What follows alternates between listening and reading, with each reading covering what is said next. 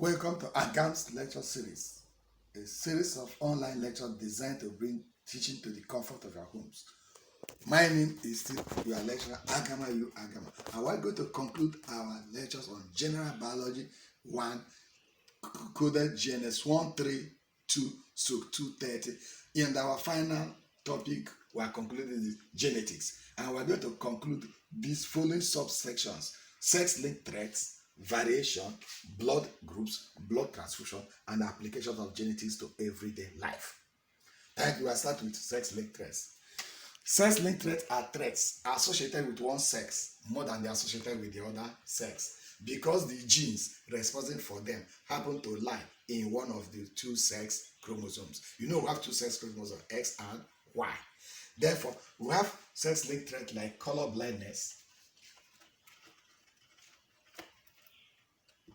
hemophilia, sickle cell anemia, sickle cell anemia, and baldness. Let me just explain with one second. Color blindness is inability to distinguish between red and green colors. Inability to differentiate between red and green colors due to some defects in the cone cells of the retina. So the person will see red and call it green, or see green and call it red. Some people cannot do sciences in the university because they are color blind. And why this happens is that the gene for color vision may rest in either the X or the Y chromosome.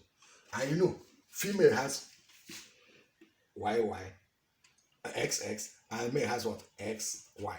So assuming this gene for color blindness rests on this only Y of the male will be color blind. For the female to be color blind, it will rest on two of them. But if one rests on one and a bigger C rests on one, which is dominant, this person will only be a carrier. Fine. Hemophilia. Inability of blood to clot. So that if somebody has a small wound, blood will keep on coming out. Until possibly you give the person a vitamin K injection to stop the blood from flowing, because the person like clotting factors. It's called what? Hemophilia. Then you have sickle cell anemia. Sickling of red blood cells that reduces the shape of the red blood to a sickle, so that there's not enough space for it to carry oxygen. And the main job of red blood cells is to supply oxygen to the cells of the body, so that the person suffers low oxygen tension and has some fits of what? Illness. Oftentimes, the people do not survive up to reproductive age. And we're also going to demonstrate this very briefly. Baldness is the receding of the forehead in men. It doesn't occur in women. So possibly the gene only stays on Y chromosome. It never stays on maybe the gene just stays on Y chromosome, and females don't have Y chromosome. So, but let us demonstrate sickle cell anemia. Assuming a father marries a mother, so the chromosome of the father is X. Okay, the marries a father. Now, for a normal person, normal hemoglobin is AA. Carrier hemoglobin is AS. Then sickler is what? SS. Therefore, if a father, we don't ever consider a sickler, because we believe and we pray that the person should have died before reaching the age of birth. So we also do not consider AA, because if the person is normal and marry somebody, there's no problem. We only consider when somebody without medical advice or marriage counseling, a carrier goes to marry another carrier. A father who is a carrier AS marries a mother who is a carrier AS. These are parent division. For them to reproduce, they produce gametes A here and S here, A here, just like we did in this cross validation S here. So that when they have the first issue, this one and this one, this AA will be a normal individual. If this one joins with this one, this will be a carrier AS. If this one joins with this will be a carrier AS. And if this one joins this one will be what? A sickler. So of any of their four children, one must be normal, one must be a sickler. These two are carriers. You can see these three have no problem, but this sickler is, most of the time they don't reach reproductive age and die. So people are normally advised to check their blood groups before they marry. Then let's go straight and look at sex determination. Sex determination. Sex determination. This is a father and this is a mother. The chromosome of father is XY and that of mother is XX. So during meiosis, you have X this and Y this as gametes. Then during fertilization, this one joins with this one will be XX, and XX will give femaleness. This one with this one will give XX, which was femaleness. This one will give YX. This one will give what? YX. So this one is what? Maleness.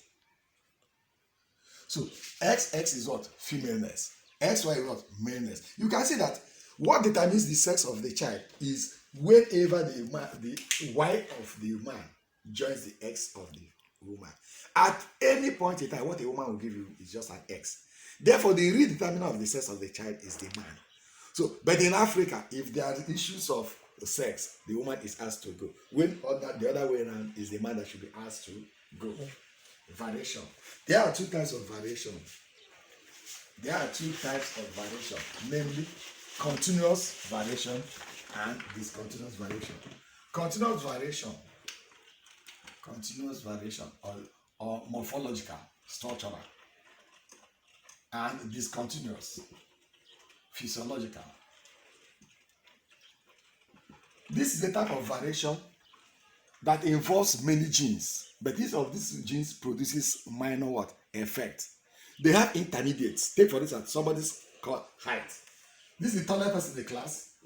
This is the next, this is the next, this is the next. You see that there's the highest point and there's the smaller point. Between them, there are intermediates. These two are intermediates. So it's a continuous what? Variation. The variation is what? Continuous. It's caused by the effect of many genes, but each of these many genes produces minor what? Effect. Example, skin color, height of somebody, fatness of somebody, all these are variations.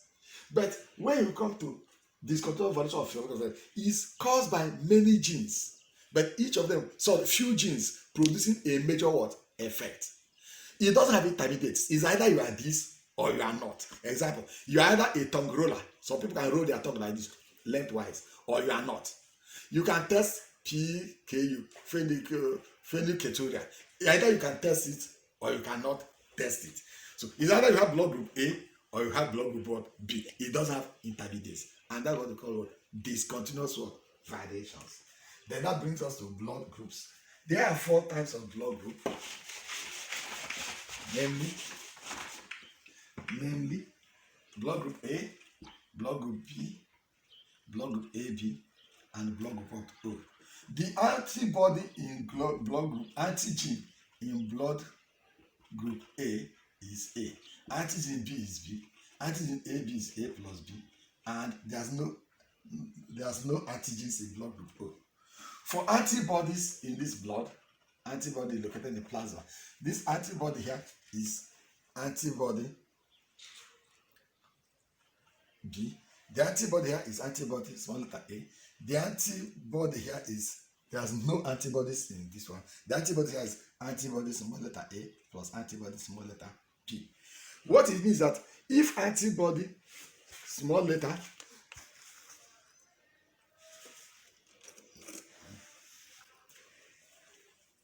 if antibody of B happens to be in the blood and meets antigen A, it will antagonize that blood. Do you understand?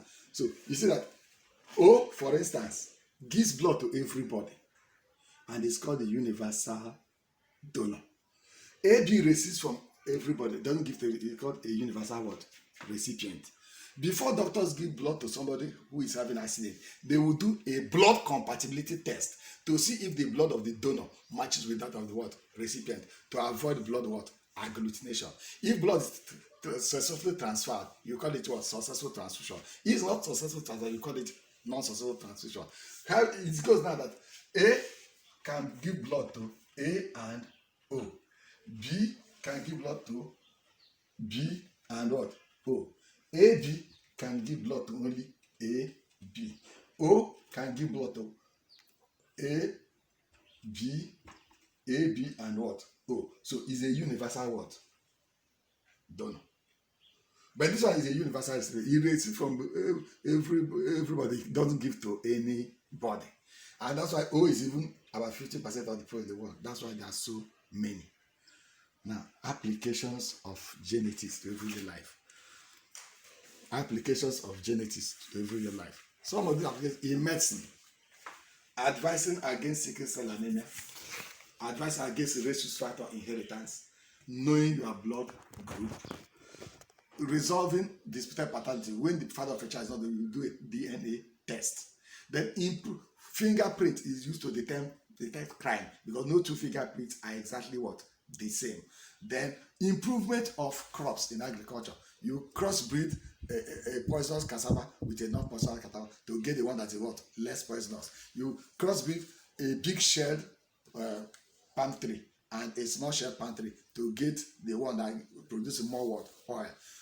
Oh, yellow pepper, Papa and Suka yellow pepper is a cross between a Nigerian pepper and a Brazilian pepper to give us that yellow pepper that is about the best pepper with the best flavor in the world.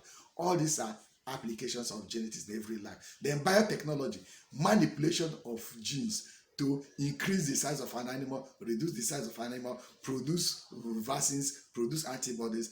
There is this biotechnology manipulating the DNA of bacteria to produce various pharmaceutical and medical drugs. Thank you and God bless you. When we are done with these lectures, we can take one lecture and revise all the other chapters we have done before, or later we can see place them in slides for your reading. Thank you and God bless you. If you are trained by this group of lectures, as you tell your friends, click on the red subscribe button. Thank you and God bless you.